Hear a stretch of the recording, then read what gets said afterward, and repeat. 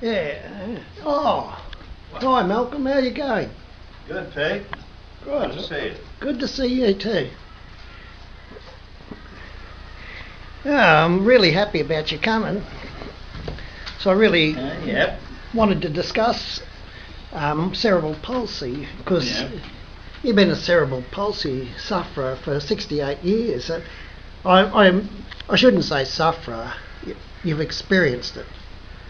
Oh, well, they use the word sufferer. Yeah, they use that phrase. That's quite common. And so you've had some withering of your legs from it, have you? I don't know what you've suffered. Okay, well, experienced. I have a very small brain injury on the right-hand side of my brain. Oh, yeah. How do you know that? Well, I had some investigations of my brain when I was about 54 or something. 54, eh? And gee, that's late to find out these things. Well, they were actually checking me for Parkinson's disease, which, at my request, which sort of runs in our family, some family members have had.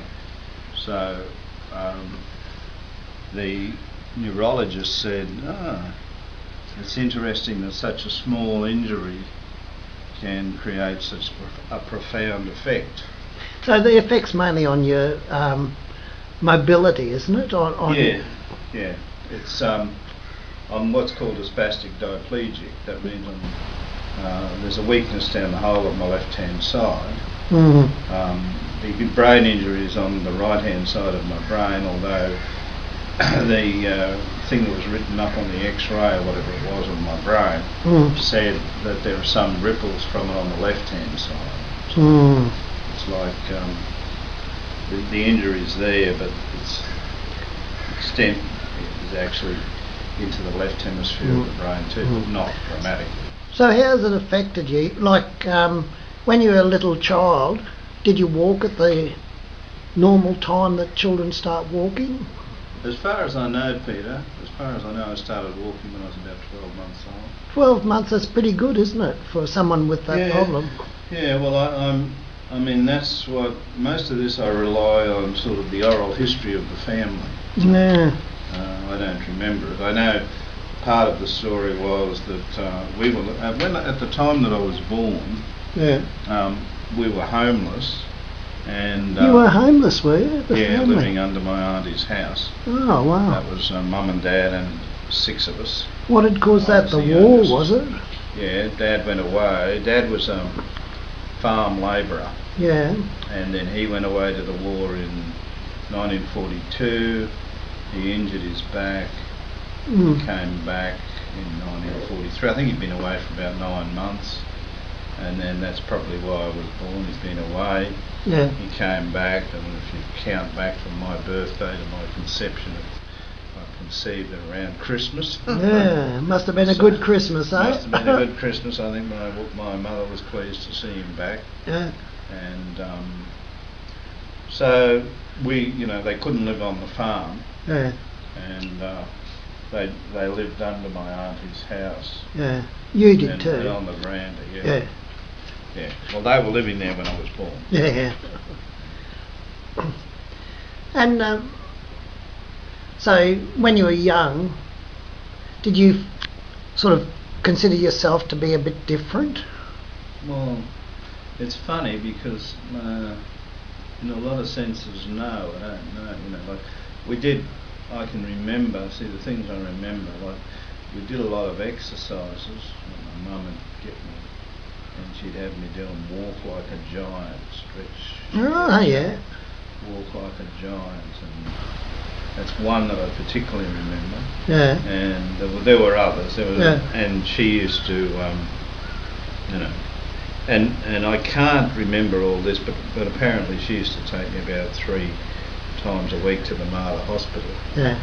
And I'd have physiotherapy there or something.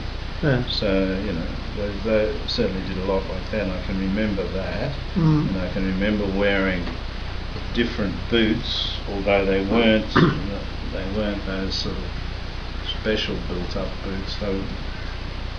They were called Bennett boots, as far as I know. And they supported your ankles. Yeah. But they were just like that's about roughly what they were, a boot. They weren't specially built for club feet or anything like that. I didn't have that. But, so I can remember having those. I remember I used to go to Vic Jensen's to get those. That's the shoe store. Yeah, it was a good store, wasn't it? Yeah, and it had all these paintings of nursery rhymes and Jack and the Beanstalk or something. You liked it. They had those, you know, how they used to send, you put pay your money down here or something, and it goes, they'd send it up like a flying fox to the office, and then the receipt had come back. I used to enjoy all that. Yeah. So I used to, that was sort of a thing that I can remember about buying the boots, because we always went to that store, and I think that was because they stopped them, if you know what I mean. Yeah.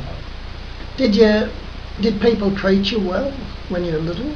Yeah, as far as I can, my parents treated me well, and I can't remember anybody who particularly picked on me or made fun of me.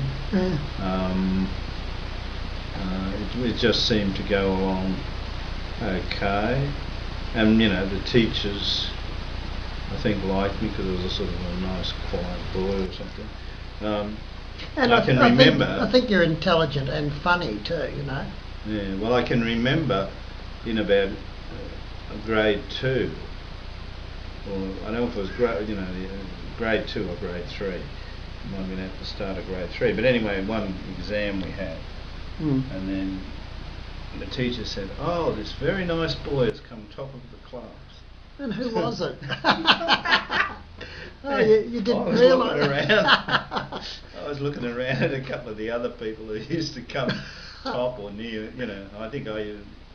So nobody in the class believed it was you. Well, I don't know. My memory is that sort of in the first year I used to come second or third. In first year of primary school. Yeah. Well, that's good, isn't it?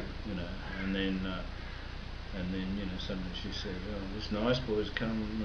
I thought, I didn't really think it was going to be me.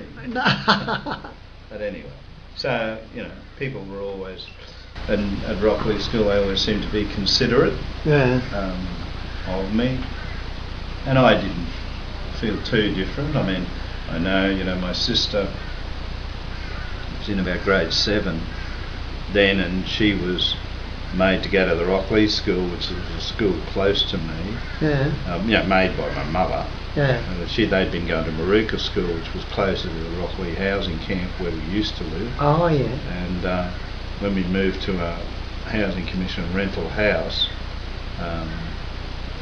my sister went to Rockley School, which was 100 metres down the road from where we lived, with me as sort of my looker after, carer, I suppose we'd call these days, you know what I mean? So she was pretty good at that, was she? Oh, she was good. She tells me now, we spent a lot of time talking together. Yeah. She said, I was very jealous of you when you were born. I was the youngest, and they weren't expecting to have any more babies. And then you came along, and of course, the other key to understanding me is that I've got 5 sisters older than me. So you were the boy. Yep. Yeah. So I was special in a few ways. Yeah. But the sort of things I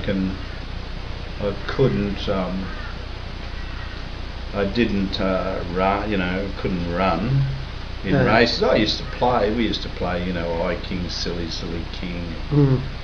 Red Rover, Come Over, and they'd play cricket, and I'd often be the last one picked for any of those, because I wasn't the best runner. And I can remember running in 100 yards race or whatever. It might have been 100 yards, but in the races when you're in about grade 3. And there was one other boy, Ronnie. Ron was a slightly fat boy and also mildly intellectually disabled. He wasn't too bad, but and so we would have a big run for last and second last. I know what it's like, and when I ran in grade 2 in the school sports, I had a broken bone in my foot, and I was miles behind them. You know, when I got older, I did well in the marathon in Queensland, but but I do know what it's like to be handicapped on the day and be far behind them. Yeah, well, one of these I can particularly remember that, you know, this day, I don't know whether this has all got romanticised because of what happened, but I sort of thought, I was going to do well against Ronnie anyway. We were running, and I was running as fast as I could, and then I tripped over, and I was more or less, you know, still level with Ron, about halfway through the race or something. And I thought, I'm going to beat him, and I got too excited, and tripped over. So you had a challenge there, you know. So different people at different levels at running or something, you know, find different challenges. Yeah. And see, the things I remember about the cerebral palsy, I remember some of them are at the hospital. I don't remember. You asked me about, you know, when I walked and all that. Well, when I started walking, you know, a nurse in the community, just a friend of the family, one day she said to my mother, I think Malcolm's got flat feet, or it was apparently what they used to say in those days. You know, she started saying, I think there's something wrong with the way you walk. Oh, how old were you then? Like 1 and a bit or something. Oh, yeah. I just started walking. Yeah. You know, and my mum said, I don't know, you know, this the ground over here at Ardy Dorries, where we go, isn't level, and I don't know, you know. So Mum was wanting to deny it up to a point. You know what I mean? And then, you know, eventually I spent 3 months in the Mater Hospital while they investigated. They used to call it infantile paralysis. Yeah. That was another name for it. And so it's had a lot of names, has it? Well, I know, you know, I think when it sort of comes from birth, it's, you know, you're an infant, so it's, and I'm not sure if they were all ones that you could interchange. So infantile paralysis meant, you know, cerebral palsy, or if it meant something broader, and then within that category, one of the things was cerebral palsy. So would you say you're a shy person due to your cerebral palsy? I was. You've got to understand that the man you see after about the mid-early 20s is fairly different from the boy growing up. Yeah. I was very, very self-conscious. I didn't like, going to school, I could walk to school and all that, but if you were there somewhere and they said, we'd like, we've drawn the name out of a hat, the lucky winner's Malcolm Campbell, can he come up and get his prize, in front of a crowd of people? I'd sort of, I couldn't do it. And then the other one was quite hilarious, because I'd nearly go off my brain. You'd see somebody on TV or somebody at some of these things where they were sort of accidentally making fools of themselves, you know what I mean? They didn't know. And I was so sensitive about, people are are laughing at you, or, you don't. Do you mean Jerry Lewis shows or something? No, just ordinary people that might be on TV, but they did something, you know what I mean? They were like a contestant, but they couldn't see that what they were doing and saying made them look a fool. And I'd cringe. Did you? With sort of self-consciousness on behalf of this person. See, some people probably didn't care less. Yeah, some people just see that as funny, didn't care less, but I'd think, can't you see, you don't say that, you can't. So you're very self-conscious. I was very self-conscious, and I was very self-conscious on behalf of a lot of other people. You probably weren't self-conscious at all. So were you trying to achieve or You know, like in your academic studies, or you just tried to have a lovely day, or? No. My parents told me, my dad was a labourer on the city council. He was always employed. I mean, he was a labourer in the last years of his working life. Yeah. But he'd always been a farm labourer, and he always had a job. He was always a person who would get a job. Yeah. And you know, like when we went to lived in the housing camp, which was for homeless people. It was like army huts. Yeah. He had a job as the cleaner. Did he? He got a job as the cleaner there. Yeah, that's good. So he always worked. Yeah. But he was always working for a low wage. Yeah. And then they sort of said to me, look, you know, Malk, you're not going to be, a labourer like your dad. You're not going to be able to do hard work. Yeah. So, if you're smart, you'll be able to be something else like a public servant. That was a good job. Public servant. And you know, they have a job for life. And you get in there. And I had a sister who was a brilliant accountant. Yeah. And so, you know, they said, "Oh, you could be an accountant. Yeah. You could work in an office, and so on, and in the public service." You'll get a job, and then you'll have a job for life, that sort of thing. So that was, I didn't know what I wanted to do. I've sort of a bit of a because in some ways I was a showman, which I think I am now. So you're extroverted. Yeah, except a bit of a clown. You said that. You said that. I didn't deny it. But I mean, I can remember when I was, when I was 8, 9, 10. I wanted to be. I was very much influenced by the radio. The radio was here and not television. And I wanted to be a radio announcer. And we used to make up jokes. I think you would have been good at that too. All sorts of things, you know. And so I don't think I was, but then if you put a microphone near me, it stayed with them. You get tongue struck. But we used to do tongue tied. Yeah. Well, we used to have concerts and things. Mum used to get us to put on concerts, and we'd dress up and charge $2 bob or something, and about 10 kids in the community. I hope you weren't singing. No, but we'd play. I'm only joking. I prefer. Yeah, no, but it was some sort of a play. Yeah. That we'd put on or something. Yeah. So, I do. Sounds like a lot of fun. If you actually ask me, if I seriously think about it, then I think I am a naturally extroverted person who, because of his cerebral palsy and his parents' concern to protect me because of that. So one of the messages I was getting was, "Oh, Malcolm, you're probably not going to cope with life. So you've got to get, you'll get a nice safe job or a safe place, and you'll be able to do that. But there'll be lots of things in life you won't be able to cope with. And there are things that you can't cope with too. And so I was sort of naturally inhibited with all that. Yeah. Whereas my personality may have been an extroverted personality if I'd been born without a disability.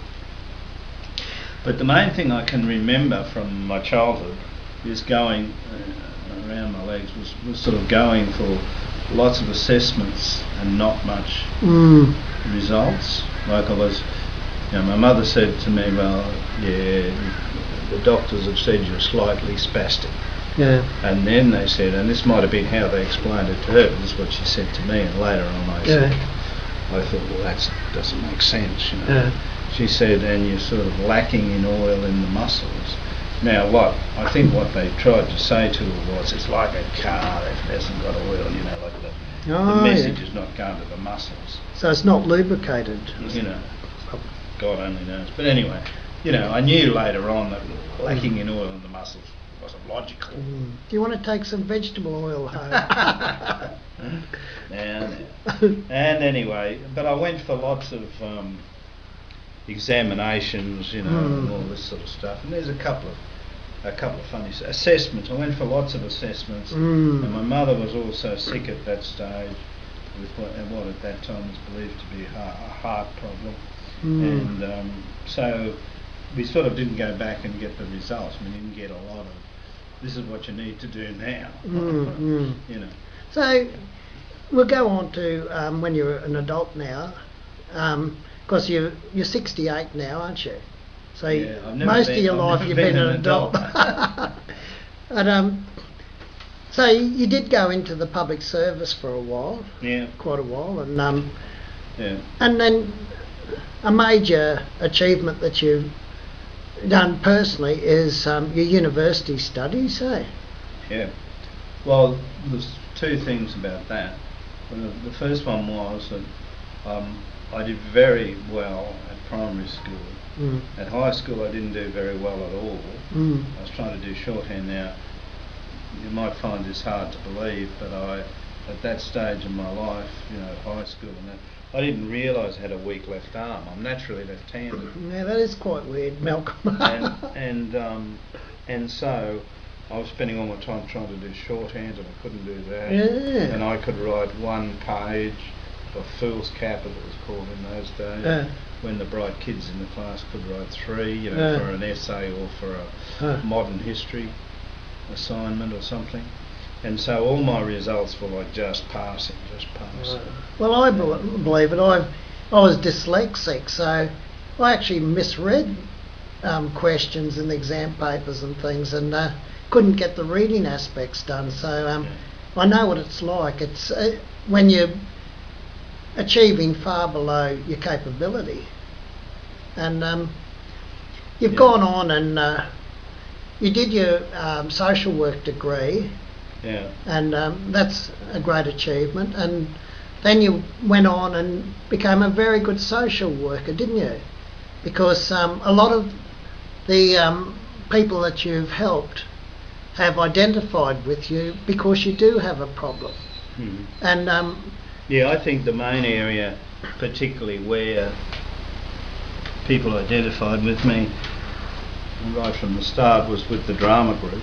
You know, because by that stage, by the time I was 35, I was a bit different from when I was 17. And I'd lost a lot of my self-consciousness. And I sort of realised once I got out into the world and then, you know, trying to find out what people think, I suddenly realised that people were concerned about their own selves and not always, you know, they might notice me walking past. And I've even had people, you know, say to me, some steps, "Oh, I didn't know. What's wrong with your leg? Did you fall over or something?" And you know, and they've seen me before, but they've never noticed in the context. They've never noticed that I had a limb. well, the truth is, we're all imperfect, aren't we? Yeah. And your imperfection was obvious, but